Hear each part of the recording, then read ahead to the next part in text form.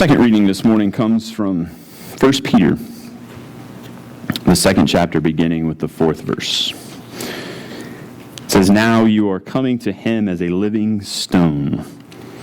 Even though this stone was rejected by humans, from God's perspective, it is yet chosen and valuable. You yourselves are being built like a living stones into a spiritual temple. You are being made into a holy priesthood to offer up spiritual sacrifices that are acceptable to God through Jesus Christ. Thus it is written in Scripture, 'Look, I am laying a cornerstone in Zion, chosen, valuable. The person who believes in him will never be shamed.' So God honors you who believe. For those who refuse to believe, though, the stone of the builders tossed aside has become the capstone. This is a stone that makes people stumble and a rock that makes them fall. Because they refuse to believe in the word, and they stumble. Indeed, this is the end to which they were appointed. But you are a chosen race, a royal priesthood, a holy nation, a people who are God's own possession. You have become this people so that you may speak of the wonderful acts of the one who called you out of darkness into his amazing light. Once you weren't a people, but now you are God's people. Once you hadn't received mercy, but now you have received mercy." God, add God's blessing to the reading, to the hearing, and to the understanding of God's holy word. Thanks be to God. So 2 weeks ago, I preached a sermon in this series, Membership Has Its Commitments. And we're talking about our prayers, our presence, our gifts, our service, and our witness. And so 2 weeks ago, I preached on presence. And there's a little tab in the back of the book, in the back of our bulletin here, our presence last week. So the week I wasn't here, just so you know, I know, right? You missed a good one, because Greta Bridges brought a wonderful message last week on gifts. And we all have gifts. But our gifts are never given for ourselves. See, this is the conundrum that we face. There's your nickel word for today, your big word. The conundrum we face is that we have both gift and privilege that we've been given because of Jesus Christ, but then there is an expectation of response, or better yet, and this word nobody really likes, an obligation. You and I have an obligation. And for us as United Methodists, we understand it in several ways. We have the prayers that you are obliged to pray. You are obliged to be in conversation with the Almighty God daily, weekly, monthly, however you want to do it. We prefer daily. Multiple times a day, actually. You are obliged to be present, not just here in this place, but present in each other's lives. I was blown away because one of our confirmands, we were on the confirmation retreat last week, and we started talking about prayers, presence, gift, service, and witness. And we were kind of talking about what those things mean. And one of the kids, who I didn't even think was paying attention, when they asked about presence, he piped up exactly quoted my sermon from 2 weeks ago. Presence, being present in each other's lives, not just here at the church, but anytime the church is open, you have an opportunity to be here, but present in each other's lives as well. You got to be here. Gifts, we've already talked about that. You are obliged to use your gifts, the gifts that God has given you, and you are obliged to serve. And we're going to kind of blend the two this week, service and witness, because witness is a little bit of a scary word for some people. I'm going to show you a video here in a little bit that will make it real simple for you. But we're going to focus on service this morning. So the action of helping or doing work for someone. That's how we're going to define service. The action of helping or doing work for someone. Now, for us as Christians, that someone is a very particular, not person, entity. God. We serve God. And in so doing, we then serve our neighbor. Love of God, love of neighbor. This is how the book of discipline, the wonderful book that if you ever need to go to sleep, pull that out and start reading. You'll make it, well, yeah, I won't say anymore. Here's what the book of discipline says to us. Faith, because this is where we differ than a lot of other Christian denominations, okay? So faith, as we understand it, is the only response essential for salvation. You want to be saved, you have to have faith. But we go further. We are reminded that salvation evidences, I don't know that I've ever seen that as a verb, but salvation evidences itself in good works. We insist that personal salvation always involves Christian mission and service to the world. Both and. Not either or, both and. So what this is basically saying, what we believe when we talk about committing ourselves to service, is that the infinite, almighty God chooses, these aren't my words, these are Jim Harnish's words in his book, Discipleship Path. He says, the infinite, almighty God chooses to accomplish the transformation of the world by working in and through the lives of ordinary people who become agents of God's love. That's a whole mouthful. Let me break it down for you, because this is what my seminary professor, Peter Story, used to say. Right here. You and I, as the church, are God's plan A. I hope the grammar's correct in that statement. You and I, as the church, are God's plan A. We are God's plan A. This is how God chooses to interact with the world. Through service. We are option A, and as insane as that is, as much as that doesn't make any sense, because we know how ordinary we truly are, this is what God has chosen to do. You and me have been called to serve. Dr. Donald English used to say that the world doesn't need any more salespersons for the gospel. All the world needs is more free samples. Anybody like getting free samples? I go to Sam's, I go when I'm hungry, because I want to be able to hit all those little free samples that they give, right? You fill up just on that.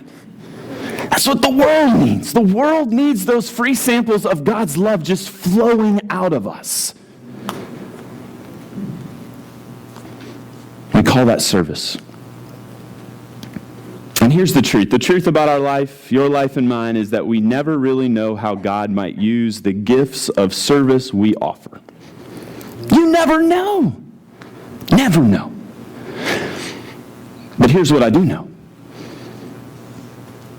God will have a more difficult time if we don't offer him.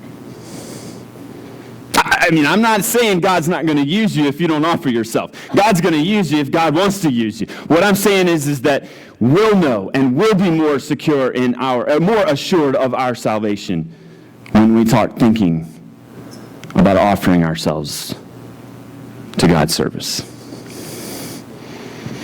So let me be very clear, because one of the words that we sort of wrap around when we talk about service is, and we use this in the church, and I use it, so if you've ever used it before in the church, don't feel bad, because I'm calling myself out just as much as I'm calling you out.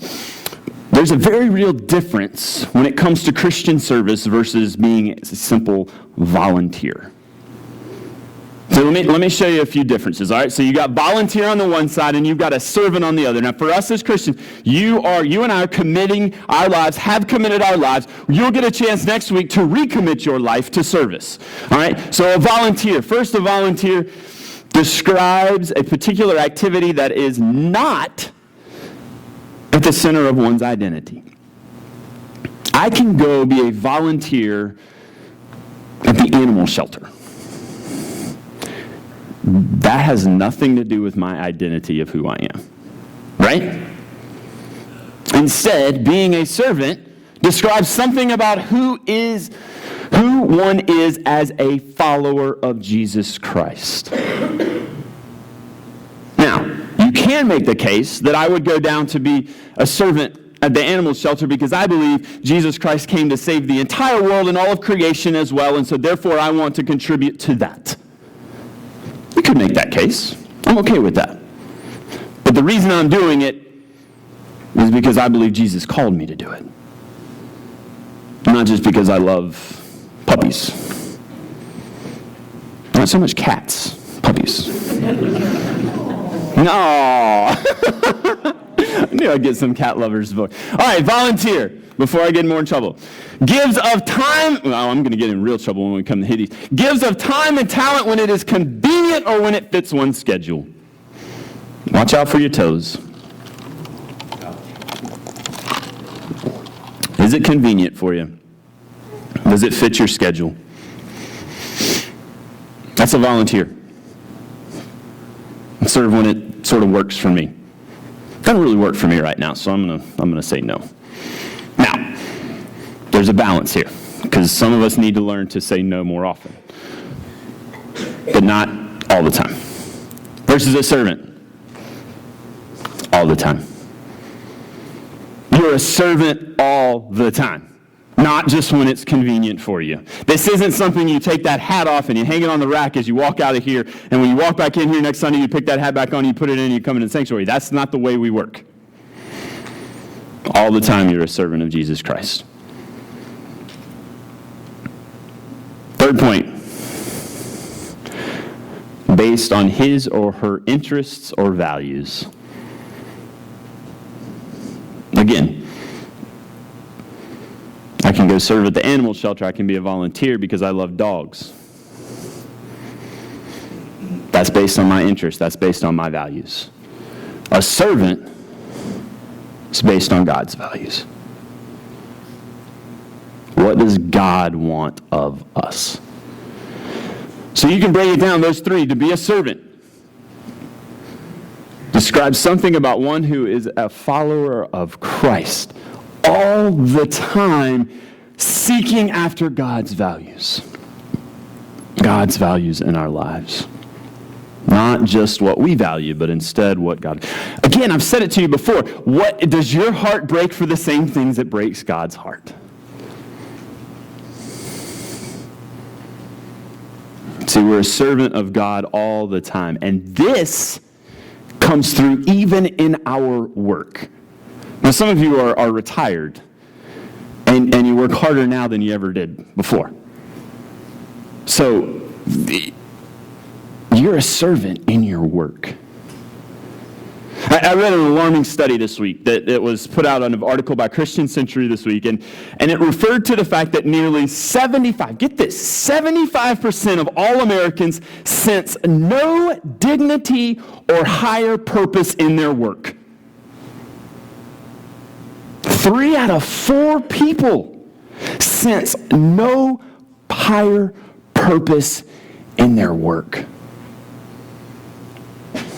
No wonder we're all depressed in this country. We don't have a higher sense of purpose in our work.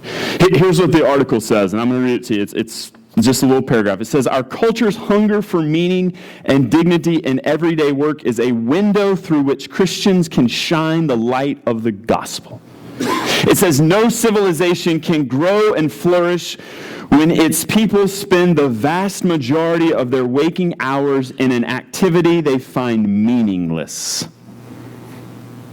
The deepest root of our economic crisis is that people no longer find a worthy purpose in the daily practice of diligence, honesty, self-control, generosity, and service.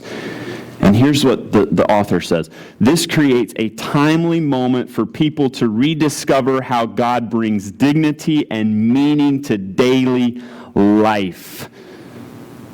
Let me put these in Peter's words in the words of the writer of 1 Peter. You have become this people so that you may speak of the wonderful acts of the one who called you out of darkness into his amazing light. You understand what it means to serve, and so then you impact people by simply doing your day-to-day work life, shining the example of Christ for them. Let me give you another story. This is a little fable, little story that's kind of funny. Preacher dies and goes to heaven. You got that image for me up there? Stands before St. Peter. There we go. St. Peter's at the gate. Preacher dies, goes to heaven. I tried to make a preacher that didn't look like me. I didn't want you guys thinking I was putting myself into this story. Two people in front of him is a cab driver. Preacher sees him. He's a little rough looking and pretty grumpy and ornery. So he says, yeah, he must be a taxi cab driver. Taxi cab driver steps up to the gates, and St. Peter gives him his wings. He gives him the harp. He gives him the whole 9 yards and says, welcome, enter into the kingdom of God here in heaven. St. Peter is impressed. He says, man, if that guy, the preacher's impressed. He looked at Seth, he said, that guy got that? I can't wait to see what's in store for me. Steps up to the gate. He gets the exact same thing as the cab driver. Now the preacher, being a humble man, he says, I don't want to cause any waves. He says, but come on, St. Peter, I've been working for you my whole life. Shouldn't I get a little bit more? Again, this is a preacher, not me. St. Peter laughs and says, my friend, here's the problem. While you were preaching, the people were sleeping. While he was driving, the people were praying.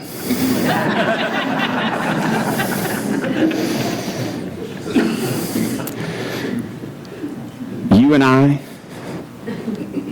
are called to be a royal priesthood.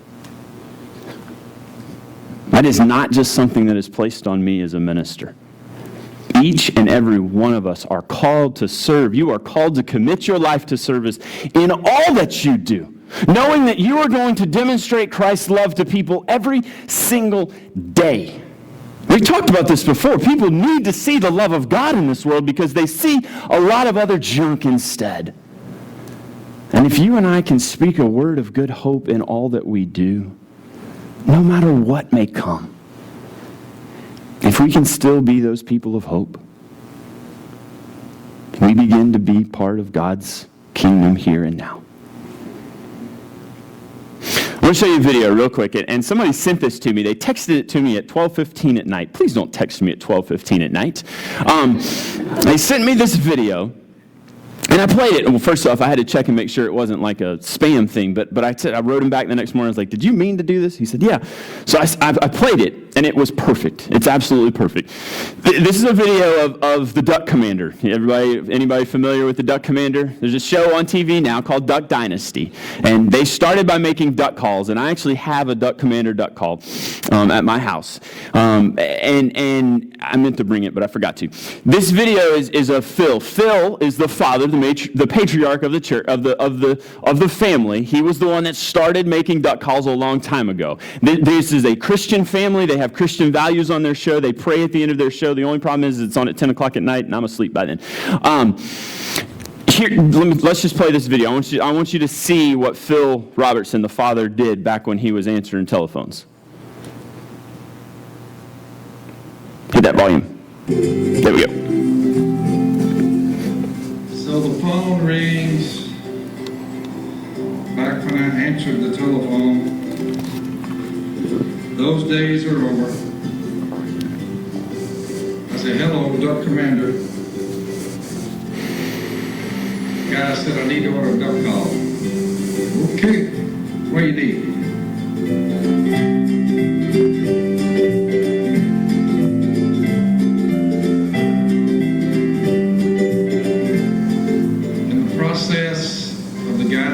The duck call. He used God's name in vain about 5 times, just while ordering a duck call. I said, let me ask you something. Why would you keep using God's name to curse this and that and the other? Why would you do that? I said, He's the only one who can save you from death. Why invoke His name like that? I said, you still there? He said, yeah, Hoss, I'm still here. You got my duck call coming? I said, I got it coming. And he went, "Bong." About 10 minutes goes by, the phone rings again. Hello, Duck Commander. The guy said, hey, it's me again. I said, the question is still on the table.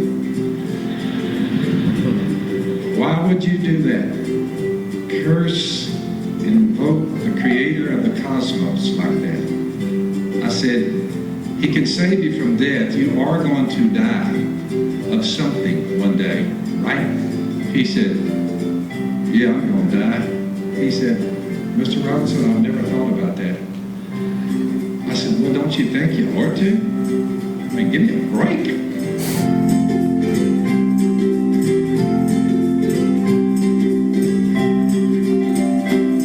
One week goes by. Knock on the door. I said, come in. This dude steps in, got another guy with him. He said, you know who I am? I said, I don't think I've ever met you. He said, I'm that guy that was using God's name to curse anything and everybody. I said, so you did come? He said, I gotta know. I said, you boys want to go down on the river like they did in the book of Acts? They said, yes, sir. 17 years went by, and Miss Kay said, Phil, you have a speech to give over in Alabama. I had long forgotten those guys. So I'm eating a steak with the preacher, and some guy comes up and he said, Robinson, do you remember the guy that was cursing and carrying on the telephone, and you called him on it? And he drove over there and was converted to Jesus? I said, I remember that dude. I said, you know, he was from Alabama. He said, what are you talking about? He's one of the leaders of this church now. He wants to talk to you.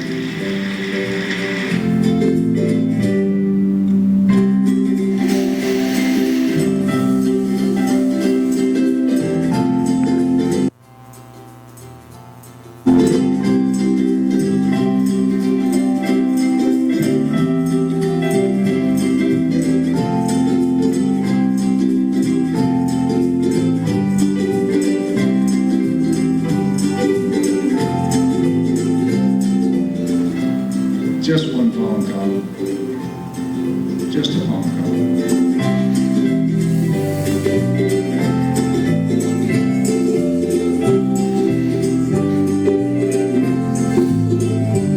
It doesn't have to just be the marketplace. I mean, this is any time because we call this service. We do call what he did witnessing, because he did witness to his faith. But he stepped up and he served that man out of what he was offering him. He was offering him a duck call, and somehow or another he wrapped the conversation around and to talk about Jesus. Because he heard things that didn't line up. And he called the man on it. Would we be so bold? Because we believe that this is what service is. It's serving not just God, but serving our fellow man. By serving our fellow humanity, the men and women that come into our lives, we ultimately are serving God as well. John Wesley knew that this was important. And so he wrote a prayer a long time ago.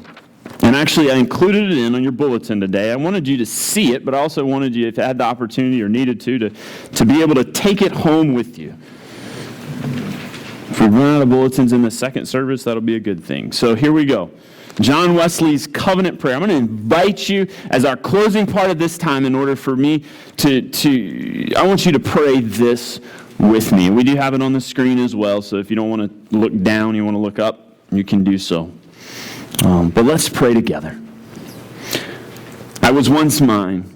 From this point forward, I am yours. Make clear my purposes in life. Place me among my loved ones and expand my heart to love all. Help me to think the things you want me to think. Say the things you want me to say. And do the things you want me to do. Even if it means I am belittled, ignored, or criticized. Give me people to encourage, serve, and love. Give me times of peace and rest so I can love and be loved by you. Let me be a light to a dark world so people can see you working in me. Make me humble and remind me that everything I have is because of you. Thank you for times of happiness and prosperity. They are a gift. Thank you for your presence and promise in days of sadness and hardship. I emerge stronger and wiser. Let me discover and embrace your will for my life. With joy and in fullness, I give my possessions, my time, my energy to you and to your purposes. Almighty, holy, and blessed God, Father, Son, and Holy Spirit, you are my true love, and I am yours. And so it is. Let the covenant I am making here on earth be acceptable and pleasing to you. Amen. Let's continue.